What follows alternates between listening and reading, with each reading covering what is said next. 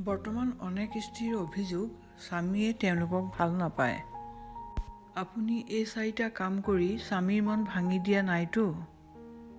এজনী স্ত্ৰীয়ে যি 4টা কাম কৰিলে স্বামীৰ মন ভাঙি যায়, সেই 4টা কাম হ'ল: 1 নম্বৰ হৈছে অৱহেলা কৰা।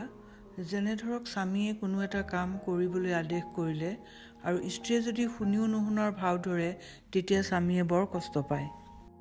সেয়ে কোনো স্ত্ৰীয়ে যেন যিকোনো কথাত স্বামীক অৱহেলা নকৰে। 2 ঘৃণা কৰা।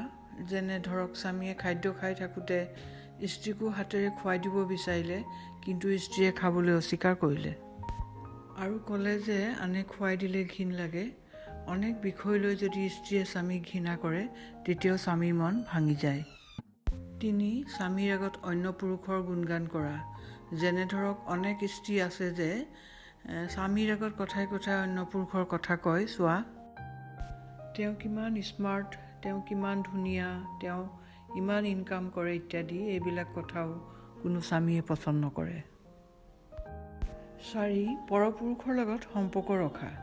কোনো স্বামীয়ে নিবিচাৰে যে তেওঁৰ পত্নীয়ে অন্য পুৰুষৰ লগত সম্পৰ্ক ৰখাটো। পত্নীয়ে পৰপুৰুষৰ লগত সম্পৰ্ক ৰাখিলে কোনো স্বামীয়ে সহ্য কৰিব নোৱাৰে আৰু তেতিয়াই মন ভাঙি যায়।